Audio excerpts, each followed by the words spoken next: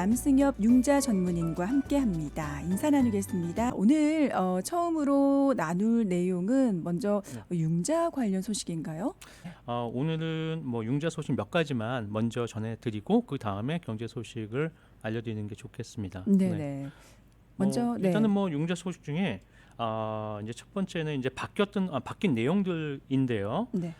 이게 뭐냐면 그 일반 융자 그 프로그램에서 을 받을 때 이제 대출의 그 한도액이 있잖아요. 네. 그러니까 대출의 한도액이 이제 매해마다 결정이 납니다. 네. 그러니까 연말이 다가오면 그 다음 연도를의 그 대출 한도액을 벌써부터 이제 내놓기 시작을 해요. 네. 물론 그 대출 한도액이 연말이나 가야 또는 내년도 그 다음 연도의 그 초에 가야지만 정확한 금액이 이제 나오겠지만 그 전부터 은행들은 앞다투어서 요 정도가 될 것이야라는 이제 가정하에 그 네. 가정치를 가지고 다시 이제 새롭게 한도액을 높여서 이제 시작을 하게 됩니다. 네. 그러니까 지금 벌써 이제 9월달에 9월 초였나 중순 정도에 이제 한도액이 바뀌면서 가정치가 바뀌면서 이제 시작을 이제 벌써 하고 있어요. 네. 자, 이제 이게 뭐냐면 그러니까 융자를 받으려면 여러 가지 그 프로그램들이 있겠죠. 네. 이런 융자도 있고 저런 융자도 있고. 근데 크게 두 가지로 나눠 보면은 기본적으로 저게 잘 알고 있는, 그러니까 정부에서 지원도 해주고 또 보장을 해주는 정부 융자가 있을 겁니다. 그 중에 네. 가장 큰 거는 이제 FHA 융자라는 것이 있을 수 있고요. 네. 그리고 이제 FHA 융자가 아니라면 거의 모든 융자들은 일반 융자로 분류가 되게 되어 있어요. 네. 그 일반 융자는 이제 일반적으로 이제 컨벤셔널 론이라고 이제 얘기는 하지만 네. 이제 그 컨벤셔널 론 중에서도 이제 두 가지로 이제 나눠지게 돼요. 그 나눠지는 게 일반적으로 컨퍼밍 론이라고 하는 우리가 일반적으로 받고 있는 네. 컨퍼밍 론과 또 네. 그렇지 않은 론들을 어. 분류하는 게 이제 non 컨퍼밍 또는 가장 쉽게 접할 수 있는 단어 중에 이제 전보융자라고 불려지는 거죠. 네. 그러니까 전보융자이냐 아니냐, 그러니까 네. 일반 융자냐 전보융자냐의 그 중간에서 그 결정지을 수 있는 거가 이제 대출 한도액이거든요. 네. 이 대출 한도액이 매해마다 바뀝니다. 그 바뀐 금액을 알려드리겠습니다. 네. 지금 지금 2022년도가 시작되면서 저희가 새롭게 받았었던 그 융자 한도액은 여태까지 64만 7,200불이었어요. 네. 근데 이번에 바뀐, 그러니까 내년도부터 시행될 지금 가정치가 지금 71만 5천 불로 늘어났습니다. 네, 그러니까 늘어났네요. 거의 네. 한 6만 불 정도인가요? 네. 그 정도 이상이 이제 늘어났는데 지금 이제 벌써부터 이제 지금 시행이 되고 있는 거고요. 그 이 늘어난 거가 뭐 정하는 범위가 있어요. 네. 그러니까 이거는 기준이 될 수 있는 거는 이 주택 가격 상승률에 따라서 비례해서 네. 이제 이 가격이 결정이 납니다. 그러니까 예를 들면 이게 2020년도에서 2021년도에서 2022년도 넘어올 때 네. 그 전에 우리가 지금 64만 7천 불이라고 했었잖아요. 그러니까 네, 그 네. 전에 이 2021년도 한 해 동안 그 전년도에 비해서 그 주택 상승률이 한 18% 정도가 됐어요. 네. 그래서 거기에 비례하게끔 예전에 2021년도에 그 융자 액수가 한도액이 54만 8천 불이었거든요. 네. 그러니까 거기에서 18%가 증가된 64만 7,200불이 지금 현재 2022년도에서 계속 하고 있었던 네, 그, 네. 뭐 한도액이었었죠. 네. 그것이 지금 이제 2023년도에는 요 정도 증가액이 돼서 요 정도 될 거야라고 해서 그 범위 내가 거의 비슷할 것 같습니다. 물론 네. 지금 주택 가격이 많이 상승이 됐다가 이제 어느 정도 한꺼풀 이제 좀 그렇죠. 조금 잠잠해지는 잠잠해지는 네. 가격도 뭐 하락이라고 해야 할까요? 뭐 하락? 아직은 네. 뭐 하락이라고 뭐 단어를 붙이는 것보다는 네. 주춤한 상황이죠. 그러니까 연말까지는 뭐 어느 정도 남았잖아요. 몇 개월 그렇죠. 정도 남았는데 그때까지가 뭐 좀 하락이 된다 할지라도 요 정도는 되지 않을까라는 네. 그 범위 내에서 지금 실행되고 있는 게 지금 71만 5천 불로 이제 실행이 되고 기본적으로 이렇게 가정을 해서 하는 네. 그 범위가요 내년도 되게 되면은 그 71만 5천 불보다 사실은 좀 더 높게 되어서 좀 높게 실질적으로 이제 책정이 되는군요. 되게 됩니다. 아, 네. 그러니까 그 밑으로 이제 저희가 이제 가정을 하고 이제 뭐 비즈니스를 해야 되니까 네. 그렇게 됩니다. 근데 이제 히스토리를 보게 되면 이게 그래요. 예전에 그 저희가 이제 서프라임으로 해서 금융위기가 있었잖아요. 2007년, 네. 8년도 그렇죠. 뭐 이럴 때 굉장히 안 좋았었잖아요. 네. 주택 경기 다 망가지고 이럴 때 그 이 한도액이 41만 7천 불이었었어요. 아, 그러니까 그렇군요. 그때 생각하면 네. 지금 물론 굉장히 뭐 지금 뭐 10몇 년도 지났지만 네. 근데 그때 2006년도부터 2016년도까지 그러니까 네. 그 한도액이 바뀌지 않았습니다. 아, 41만 그래요? 7천 불에 머물고 있었어요. 오. 자, 이거 다시 한번 생각해 보면 네. 와 그때가 경기가 조금씩 올라 2007년 시작해서 한 10년도까지 11년도까지 어렵고 조금씩 이제 좀 좋아지는 그런 네. 경기였었잖아요. 그렇죠. 그럼에도 불구하고 2016년도까지 주택 경기가 그렇게 좋지는 못했구나라고 다시 한번 또 네. 생각해 볼 수 그 있겠죠. 히스토리를 보니까 그게 나오는군요. 그렇죠. 네. 네. 네. 그럼 뭐 2016년부터 해서도 그 다음 연도에 갑자기 올라간 건 아니고요. 네. 그 다음 연도도 거의 뭐 차이가 없었어요. 뭐 7천 불 정도 차이가 났나, 고정 6, 7천 불 정도 차이가 나서 증가가 됐고, 하지만 이제 그런 식으로 이제 그리고 몇만 불씩 이렇게 증가가 됐다가 이제 갑자기 이렇게 속도가 이제 높아진 것은 네. 지금 이제 우리 이제 그 팬데믹으로 인해서 수요가 굉장히 많아지고 집 가격이 상승되고 요때 2021년 21, 22 요때 가장 많이 지금 증가가 돼서 지금 현재까지도 이렇게 이루어지고 있습니다. 네.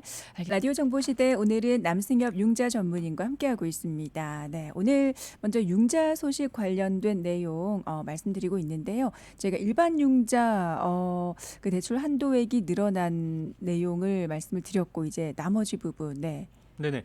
뭐 일반 융자 중에서 아까 처음에 말씀해줬듯이 일반 융자 중에서도 이제 그 융자를 최대로 받을 수 있는 대출 한도액에 따라서 네. 지금 저희가 말씀해드린 그 범위가 넘어갈 때는 이제 전보 융자라고 이제 불려지게 되잖아요. 네. 그러니까 전보 융자와 지금 일반 융자 컨퍼밍 론의 그 차이가 뭐 많이 있어요. 근데 네. 그 중에 가장 중요한 것들은 나눠짐으로 인해서 이제 승인을 해줄 때, 네. 융자 승인을 받을 때 기준점이 좀 많이 틀려지고요. 가장 중요한 거는 저희가 받았을 때 뭐 여러 가지 그 승인 과정이 나는 다 만족시킬 수 있어. 그런다 할지라도 요 금액을 넘어가게 되면 전보 융자로 분류가 되게 되면 이자가 높아집니다. 더 그래서 이제 지금 높아져요. 말씀해 네. 드리는 거예요. 네, 네. 자, 그 이제 한 예로 이제 이렇게 높아졌는데 그럼 어떤 식으로 이제 내가 혜택을 받을 수 있을까라고 네. 이제 생각을 해보면 이런 것 같아요.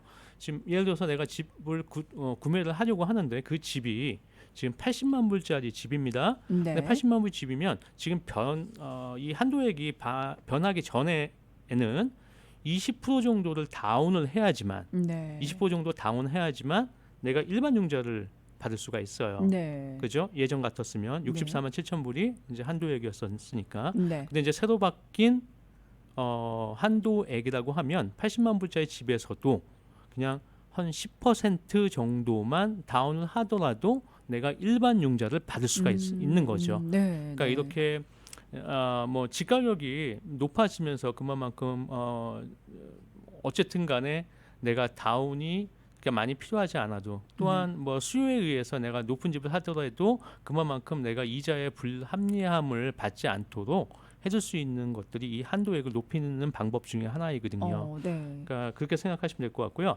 그다음에 뭐 지금 일반 융자 말씀을 해드렸지만 이제 정부에서 지원하고 보증하는 이제 뭐 하나의 프로그램 FHA 같은 경우에는 네. 아직까지 발표는 나진 않았어요. 네. 하지만 지금 그 에스티메이트로 나온 것을 보니까 한 52만 정도로 예상을 하고 있습니다. 네. 지금 현재는 47만 1,500불이 지금 한도액이에요. 네, FHA 네, 받을 수 있는 네. 한도액이. 그러니까 뭐 여러 가지 그 프로그램들도 전부 다 지금 내년도를 기준으로 해서 다 높아질 겁니다. 높아진 네. 걸로 해서 지금 시행되고 있습니다. 네네. 이렇게 이제 일반 융자 그리고 정부 융자까지 그 융자 이제 대출 한도액에 관한 내용이었고, 네. 그다음에 이제 모기지 금리가 네, 지금 모기지 금리 너무 많이 잠시 올랐죠. 얘기 드릴게요. 뭐 8월 달부터 얘기를 해보는 게 나을 것 같은데 네. 지금 9월 말이지만 이제 8월 말 정도, 8월 정도까지는 8월 초 정도까지는 이 이자가 뭐 물론 뭐 연초에 비해서는 많이 인상이 되었지만 네. 한 8월 초까지 한 4점 말종 4점대 후반 정도에서 이렇게 형성이 되어 있었어요. 네. 그런데 이제 8월 말 9월 초를 지나면서 이제 그 시점은 아마 저번 시간에도 얘기를 제가 해드렸지만 그 잭슨홀 그 미팅에서 이제 네네. 파월 의장이 여러 가지 얘기를 하면서 금리 인상 속도를 줄일 수는 없고 계속해서 이제 할 것이다, 인상을 할 것이 분명해 보여지는 그 시점이었거든요. 네. 그러니까 그런 발언이 있고 또한 뭐 9월달에 이제 소비자 물가 지수가 나왔는데 그 지표가 예상보다 굉장히 많이 안 좋게 나왔어요. 네. 그러니까 이런 상황들이 계속해서 좀 일어나다 보니까 지금 이 몰기지 이자에 압박을 줘서 이제 9월 그러니까 미팅 전까지도 한 1%가 올라서 5점대 후반대로 이제 형성이 됐었습니다. 네네. 그런데 이제 저번 주였죠. 저번 주에 그 FOMC 그 회의가 있고 나서 네. 굉장히 더 안 좋아지기 시작했어요. 그래서 그러니까요. 네. 아마 요번 주 초였었던 것 같습니다. 요번 주 초까지 그 평균 이자입니다. 지금 받을 수 있는 이자가 아니고 안 좋게는 7.0까지 7.07 정도까지 야. 평균 이자가 네. 형성이 됐었어요. 네네. 그래서 지금 이 7%를 뭐 얘기를 하다 보면 네. 2000년대로 넘어가야 돼요. 제가 맨 처음에 융자 시작했던 그 2000년대의 그 이자가 지금의 이자 같이 변한 거니까 그랬군요. 거의 20 몇 년 만에 지금 굉장히 최대 네. 금리가 지금 다시 한번 이루어지고 있는 그런 상황인 것 같습니다. 네네.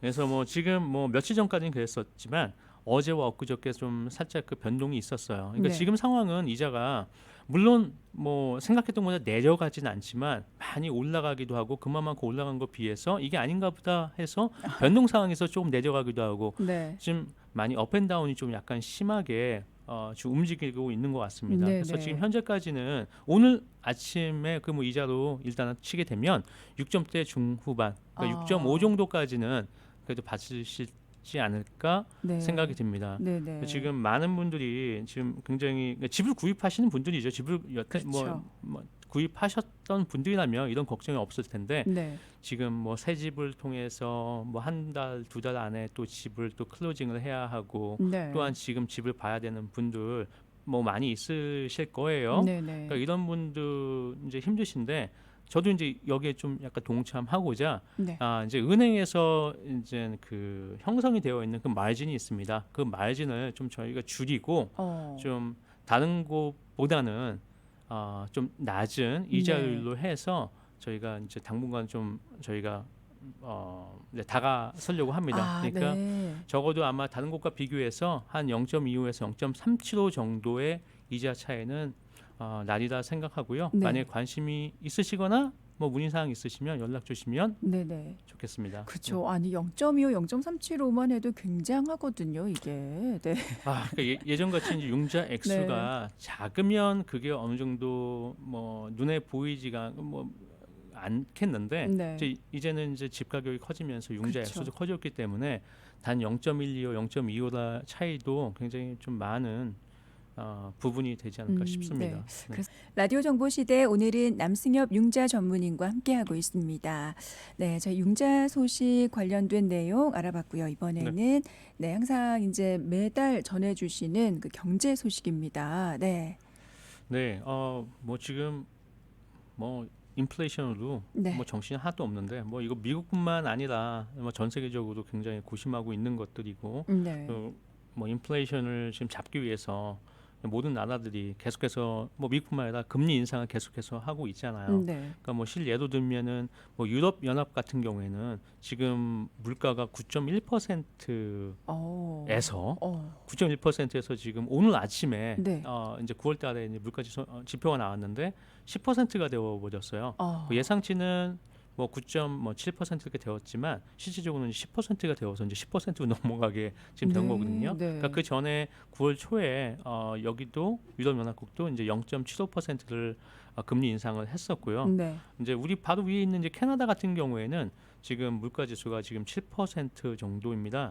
이제 거기도 이제 요번 달 9월 초에 네. 0.75% 인상한 상황이고요. 네, 네. 이제 지금 이번 주에 가장 핫 이슈가 됐었던 게 아마도 이제 영국이었었던 것 같아요. 네, 네. 영국도 지금 굉장히 이자가 높거든요. 네. 이제 지금 이 물가가 지금 9.9%거든요. 거의 네. 10%에 달하고 있는데 지금 요번에 그 새롭게 이제 정책을 내놨죠. 이제 감세 정책을 내놨습니다. 대규모 감세 정책을 내놓아서 네. 이것들을 이제 개인과 기업들에게 감세 정책을 하고 그 기업들이 이제 경제 성장 기업들 통해서 경제 성장을 이룬다라는 뜻으로 해서 이제 이러한 정책을 내놓았는데 네. 사실상 모든 나라에서 지금 계속해서 물가가 올라가기 때문에 긴축 정책을 계속해서 시행하고 있잖아요. 네. 근데 이제 영국은 이제 그 반대로 이제 성향을 가지고 지금 하고 있거든요. 네. 근데 결국에는 감세를 하면 좋지만 그만큼 채워질 곳이 없기 때문에 세금으로 받을 수 있는 게 없기 때문에 이제 그러니까요. 국가에서는 어쩔 수 없이 국채를 발행해서 채권을 매입할 수밖에 없거든요. 네네. 채권 사는 없는데 이렇게 되면 이제 기본적으로는 이제 또다시 인플레이션을 압박할 수 있다는 요지가 될 수 있거든요. 네. 그러니까 그래서 이것 때문에 좀 많이 질타를 지금 받고 있는 상황인 거는 같습니다. 네. 이제 그걸 비해서 지금 이제 우리 미국에서는 지금 현재 어떠한 통화 정책을 하려고 하는 것인지 그리고 네. 또 어떠한 그 경제 수치가 이제 9월달에 나왔었는지를 한번 네. 들여다보면 좋을 것 같습니다. 네, 네. 이제 첫 번째로 이제 뭐 지금 현재 뭐 이게 통화 정책을 하는 데 있어서 가장 그 중요한 그 경제 지표가 되는 거는 두 가지죠. 네. 이제 실업률과 그리고 물가 지수예요. 네. 그래서 지금 9월 초에 9월 2일 날 이제 8월 달에 그 실업률이 나왔습니다. 네. 그 전 달에는 3.5%의 실업률을 가지고 있었죠. 근데 지금 8월 달에 그 수치는 3.7%가 됐어요. 네. 그러니까 0.2% 정도 이제 증가가 됐는데 사실 뭐 이 정도 수치는 굉장히 낮은 수치이고 뭐 바꿔 얘기하면 고용은 굉장히 건실하고 견고하다라고 아직까지도? 네, 네. 예, 이제 볼 수가 있습니다. 네. 근데 이제 저희가 이제 10월 아마 다다음 주일 거예요. 다다음 주가 되게 되면 또 이제 9월 달에 이제 실업률이 이제 나오게 됩니다. 네. 근데 그 전까지 이 실업률 같은 경우는 어느 정도 뭐 예상을 전망을 해볼 수가 있어요. 이제 네. 그 전망해 볼 수 있는 그 수치가 뭐냐면 이제 매 주마다 이제 실업 청구 건수가 있습니다. 네, 네, 네. 그러니까 주마다 매 주마다 이제 발표가 되는데 이 실업 청구 건수가 지금 저번 주를 보게 되면 그 전주보다 굉장히 낮은 수치로 나와 있어요. 그렇군요. 네. 자, 그 얘기는 아직까지 이 실업률은 굉장히 고용 시장은 굉장히 좋구나라는 걸 느낄 수가 있지만 네. 또 한편으로 보면 이 연준에서는 이거를 미기가 되는 거죠. 이 미기로 인해서 네. 아직까지 괜찮으니까 우리는 계속해서 이 인플레이션을 잡기 위해서는 계속해서 금리 인상을 해야 해라는 말로 바꿔 저희가 생각을 해볼 수가 있겠죠. 네. 아니나 다를까 뭐 이거 발표하고 나서 그 다음 주였었던 것 같습니다. 네. 그러니까 연준 이사 중에 크리스토퍼 월러라는 분이 계신데 이분도 나와서 매체를 통해서 이런 얘기를 했어요. 우리가 지금 실업률이 굉장히 낮고 만약에 실업률이 5% 정도까지 올라간다 할지라도 우리 경제는 아직까지 견딜 수가 있어. 그러니까 우리가 수요 경기를 이제 누르기 위해서는 앞으로도 계속해서 지속적으로 금리 인상이 필요하지 않을까라는 얘기를 했습니다. 굉장히 네. 무서운 말이 될 수가 있겠죠. 그러면은 뭐 실업률이 5%에 달할 때까지는 계속해서 이제 인상을 하겠다.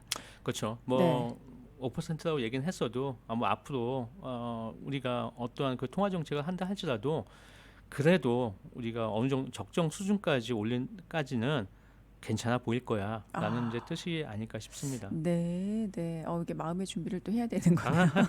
근데 어느 정도 뭐 예상은 네, 하고 그쵸. 있었던 예상은 하고 거니까. 있었죠. 네, 네. 그러니까 그런 예상을 하고 있는 것과 누가 나와서 이런 얘기 한마디를 더 한 번 더 확고히 해주면 네. 이제 그게 그쵸. 진짜 이런가 보다라는 생각이 이제 드는 네, 거겠죠. 네, 네. 네, 자 이제 그리고 이제 그 다음에 이제 소비자 물가지수예요. 네. 이제 9월 13일날 소비자 물가지수가 나왔는데 진짜 이게 이 한 달 동안에 가장 충격적인 이제 경제 지표가 될 수 있거든요. 네.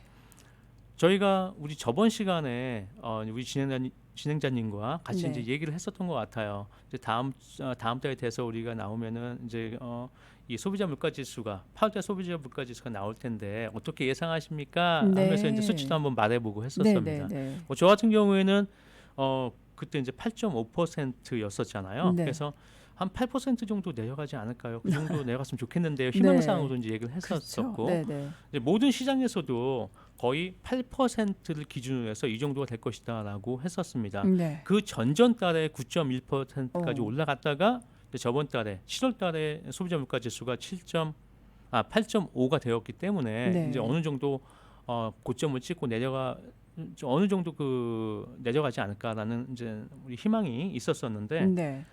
이제 결과치는 그렇지 못했어요. 지금 결과는 이제 8.3%가 8.3%. 나왔어요. 네. 그 예상했던 것보다도 더 위에서 이제 찍혔다는 얘기인데 네.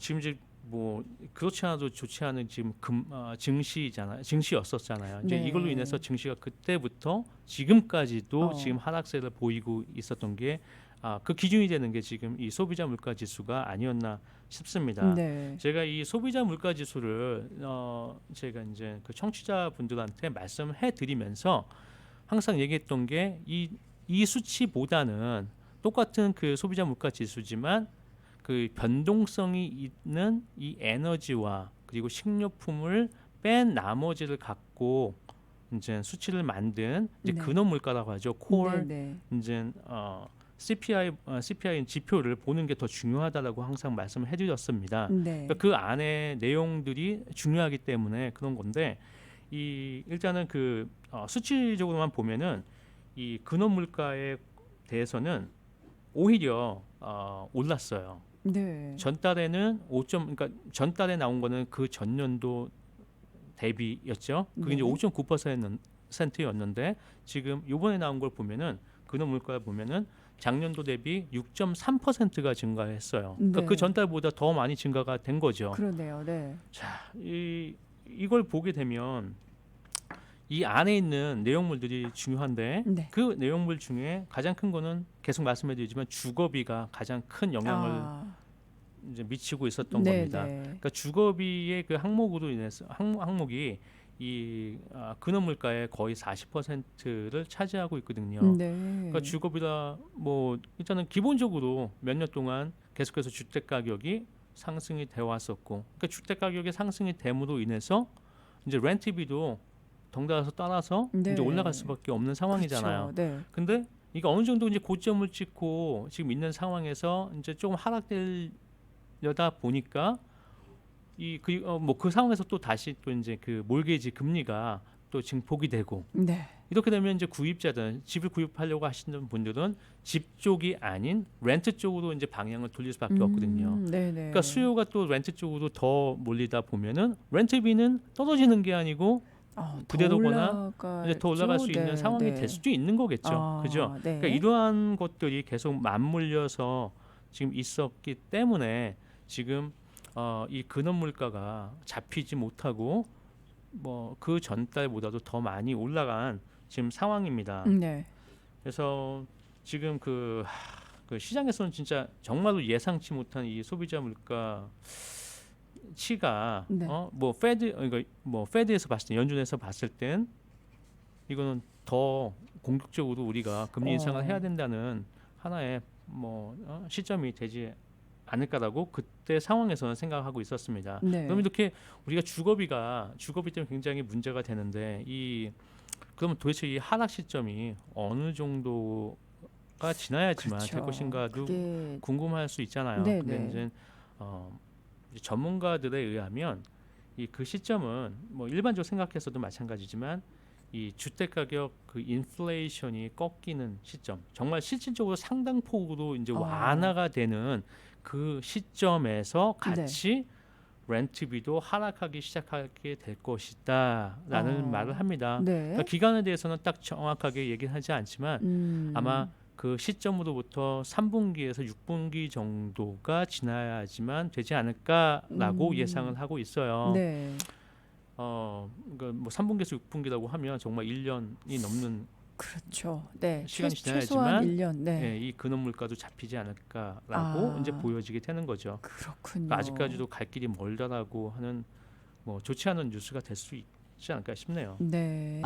라디오 정보 시대 오늘은 남승엽 융자 전문인과 함께하고 있습니다. 네, 9월 경제 소식 관련된 내용 정말 차근차근 얘기를 나누고 있는데요. 뭐 저희가 뉴스를 통해서 듣는 거는 그걸 전반적으로 저희가 귀담아 다 듣지 않기 때문에 이 시간을 통해서 저는 굉장히 많이 좀 네. 배우는 것 같아요. 네. 그러신가요? 아주 유익한 시간인 것 같습니다. 저한테도. 네. 네. 자, 이번에는 좀 시간이 이렇게 많지는 않은 것 같아요. 그렇죠. 이거 시간이 다 되게 커버할 수 빨리 있는지 가서. 없는지 모르겠지만 네. 허락되는 한으로 해서 한번 해보도록 하겠습니다. 네. 이제 저번 주입니다. 21일, 9월 21일, 22일 동안 이제 FOMC 회의가 있었었죠. 네. 그 전까지 제가 앞에 설명해드린 것 같이 실업률이라든지 또한 소비자 물가지수라든지 별로 안 좋은 상황 속에서 이제 회의를 맡게 되었고 그렇기 때문에 가장 그 전에 관심이 되었었던 것들은 이제 금리 인상 폭이었었죠. 네. 어느 정도 오를 것인가. 이렇게 안 좋은 상황 속에서 우리가 예상하기는 0.75 정도를 예상하고 있었는데 이거 네. 1%까지 올리는 거 아니야? 라는 그러니까요. 예상도 살짝. 하기도 네. 했었습니다. 네. 자, 근데 사실은 회의가 마치고 나니까 이 금리 인상폭 말고 그 다른 어떤 수치가 그러니까 점도표인데요. 점도표 때문에 굉장히 많은 안 좋은 것들이 계속 예상이 되었었고 네. 가장 큰 뉴스 중에 하나가 이 점도표였었던 것 같습니다. 네. 자, 그러면 첫 번째로 이제 금리부터 말씀해드리면 아시는 바와 같이 이제 0.75%가 이제 인상이 되었습니다. 네. 그러니까 0.75 지금 3회 연속 0.75가 그렇죠. 연속이 된 거예요. 네. 그래서 그 금리 인상 속도를 보게 되면 정말 예전에 그 1979년도 때 오일 쇼크 때 있었던 그때의 인상 폭을 네. 제외하고는 정말 가장 단시간 안에 이 기준금리가 인상된 상황이죠. 네. 뭐 예전은 그 뭐 79년대 보면은 뭐 4%를 한 번에 올린 적도 있었고 오, 네. 뭐 이때는 물가가 4% 5%까지였기 때문에 기준금리도 그만큼 더 많이 올렸어요. 네. 거의 뭐 20%까지 올렸었으니까요. 자, 그건 그때 얘기고요. 그래서 이제 지금 기준금리 평균 기준금리는 지금 3.0에서 3.25%가 되었어요. 네. 이 기준금리는요. 2008년도 1월 달에 그 기준금리의 이후로 최고의 금리가 된 것입니다. 그렇군요. 네.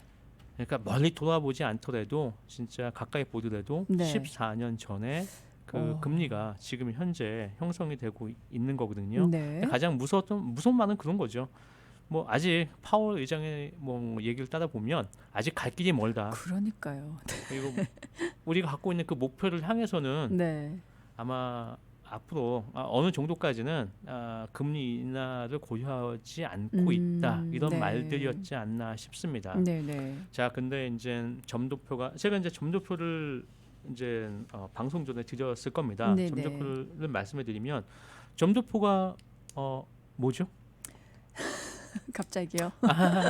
이제 점도표라고 하면 네. 이제 말이 이제 잘 이렇게 딱 와닿지가 않잖아요. 네. 그러니까 이 연준의 의원들이 자기 생각에는 이번 연도까지 그리고 내년도까지 이 금리가 요 정도가 되지 않을까라고 해서 예상치를 점으로 표시를 한 네, 네. 한 것이 이제 점도표라고 하는 것이죠. 네. 근데 이 점도표를 보면 이제 적어도 좀 전에 말씀해드린 것 같이 이번 연도 말까지 이 정도가 되지 않을까라고 네. 저희도 생각할 수 있는 거고 또 내년도는 이 정도로 연준이 바라보고 있네라고 생각하면 쉬울 것 같습니다. 네. 점도표를 보게 되면 이제 비교를 해야 될 것 같아요. 네. 이제 점도표, 그다음에 경제 전망 이런 것들은 항상 분기마다 매해 그러니까 회의 때마다 이런 것을 하는 것이 아니고요.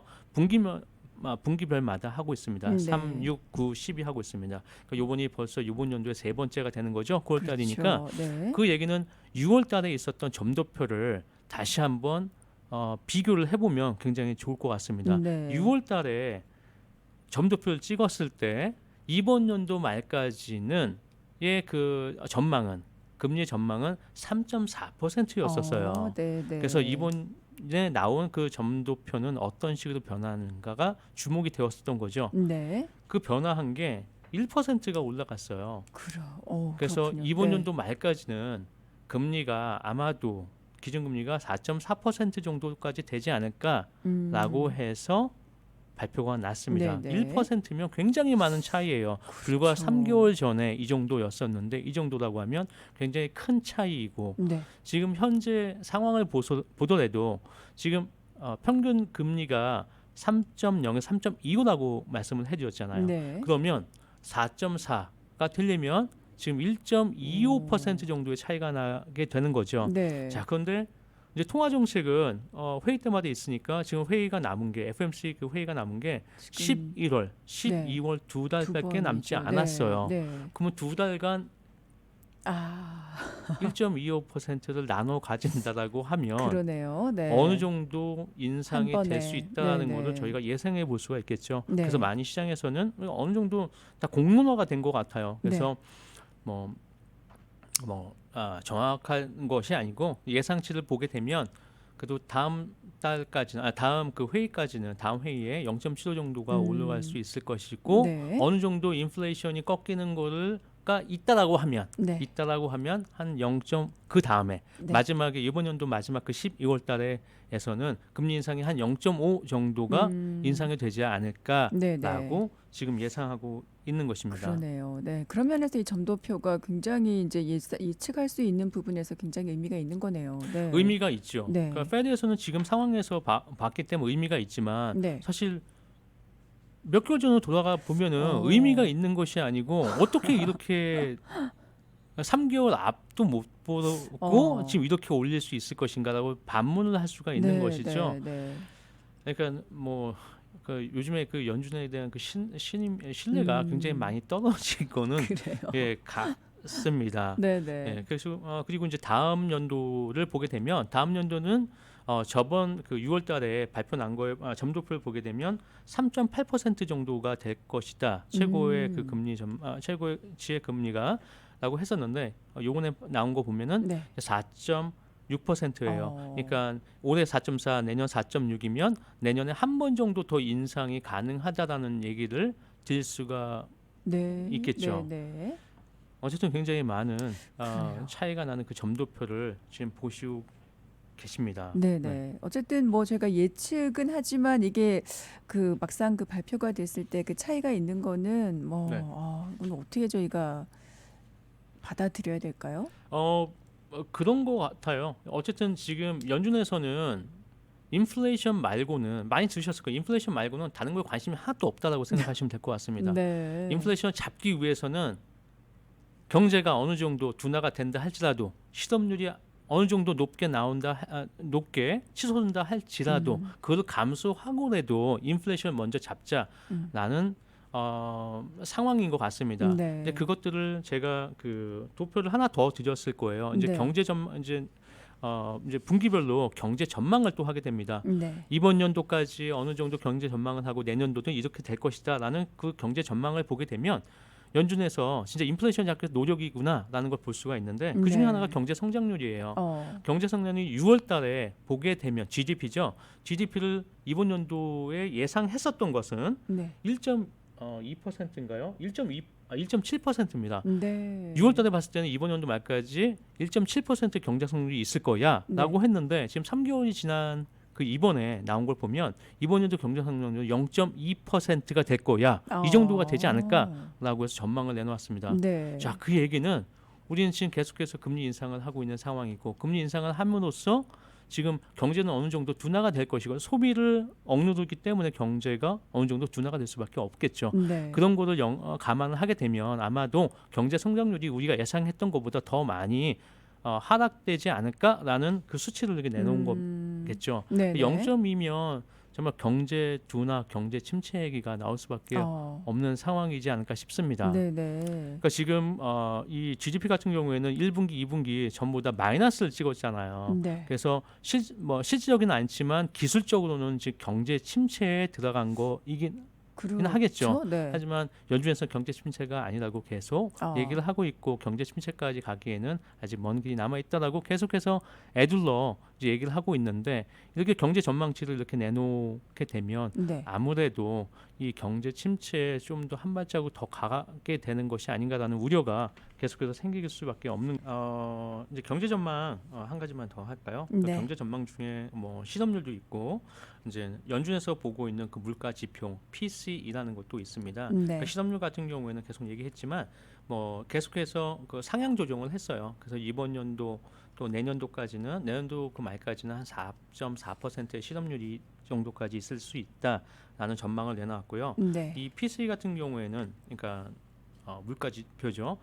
우리가 말하고 있는 CPI가 있는 PCE입니다. 그러니까 네네. PCE는 이제 상무부에서 발표하는 것들이거든요. 그러니까 연준은 여기를 기초로 해서 이제 물가 지표를 이제 보게 되게 됩니다. 네. 자, 이게 오늘 아침 8시 반에 8월 달에 그 물가 지표가 나왔어요. 네. 이게 어느 정도 누그러질 거라고 또한 똑같이 CPI와 마찬가지로 예상을 했었는데 전체 지표에 대해서는 한 0.1% 정도가 하락이 되었습니다. 거의 네. 차이가 없을 정도로 하락이 되었지만 아까도 말씀했듯이 이것보다는 그러니까 변동성이 큰 에너지와 식료품을 제외한 나머지 그 항목들이 중요한데 네. 그 근원 물가에 대해서는 저번보다 더 많이 올랐어요. 그러니까 저번에는 4.6%였는데 이게 이번 달에 지금 4.9%로 올랐습니다. 네. 그러니까 떨어지지 않고 물가가 지금 올라가고 있는 상황이 지금 수치상으로 보인 겁니다. 네. 자, 이렇기 때문에 지금 문제가 안 될 수밖에 없죠. 그렇죠. 근데 이제 네. 이 페드에서 보내온 이 경제 성장률의 내년치 거를 보게 되면 이 내년도까지 이 근원 물가가 지금 4.9%인데 네. 4.9%인데 내년 말까지 이 근원 물가가 지금 3.1%까지 떨어진다라는 그 전망을 지금 그 경제 전망을 내놓은 거거든요. 네네. 반 정도가 떨어진다는 얘기인데 네. 이게 과연 반 정도가 이렇게 떨어질 것인가 희망사항을 여기다 넣은 것이 아닌가라는 생각도 한번 해볼 수가 그러니까요. 있습니다. 이게 과연 그렇게 될까? 네. 이렇게 됐으면 참 좋겠습니다. 그러니까요. 그 말대로라면 거의 2%를 항상 그 물가 수치를 보기 때문에 거의 근접하게 내년 말까지는 이 물가를 떨어뜨릴 수 있구나라고 이제 뭐 페드 말을 믿고자 하면 그렇게 될 네네. 수가 있겠죠. 네. 자, 그래서 요번에 그 FOMC 그 미팅에 대해서 그 정리를 해보면 네. 굉장히 이 경제 전망치나 여러 가지 수치들이나 성명서나 전부 다 매파적이었었던 부분입니다. 네네. 그러니까 페드는 2% 물가를 잡기 전까지는 정말 계속해서 금리 인상을 하겠다는 것이 굉장히 강력한 의지가 굉장히 네. 많이 보였었고요. 이렇게 위해서 그러니까 데이가 되겠죠. 데이를 위해서는 정말 작은 것들은 희생해야 된다는 그런 말들도 굉장히 많이 했었고요. 네. 고통이 따른다는 얘기도 많이 했었잖아요. 네. 그러니까 고통이 따를지라도 더 큰 고통이 오기 전까지 계속해서 선제적으로 금리를 올려서 인상을 시켜서 이 인플레를 잡아야겠다는 생각이 굉장히 많은 그런 미팅이었지 않나 싶습니다. 네. 자, 이럴 때 우리 일반 뭐 저를 포함해서 우리 청취자분들은 어떻게 하면 좋을까? 어떤 마음으로? 어떤 마음? 간단하게 마지막으로 글쎄요. 지금 뭐 많이 그러실 것 같아요. 지금 뭐 이렇게 올라간 거는 우리들한테 직접적으로 영향이 가지 않겠습니까? 가장 큰 거는 집을 구입할 때 더 높은 이자를 가지고 내가 빌려야 되는 상황이고 또한 여태까지 많은 물적으로 이제 정부에서 지원을 했었는데 그러한 돈들이 이제는 다 떨어진 단계예요. 네. 그렇게 되면 물가가 온 상태에서 임금이 올라가지 않고 이런 상황에서는 계속해서 어떤 빚을 내야 되는 내 이제 주머니에 돈이 없기 때문에 빚을 내야 되는 상황이 될 수 있잖아요. 네. 그러니까 그런 대출 금리도 굉장히 많이 올라간 상황이고, 그러니까 그런 것들을 줄이게 되면은 뭐 수요가 좀 줄어들지 않겠어요? 그러니까 이러한 것도 개인적으로 어느 정도 하고자, 그러니까 이런 것 같습니다. want 음흠. 아니면 need가 아. 기본적인 경제 수치인 것 같아요. 네, 네. 내가 원하는 거를 하기보다는 필요한 것들을 더 하는 게 지금 상황으로서는 좋지 않을까 싶습니다. 네, 알겠습니다. 자, 라디오 정보 시대 지금까지 남승엽 융자 전문인과 함께했습니다. 네, 오늘 말씀 감사합니다. 네, 감사합니다.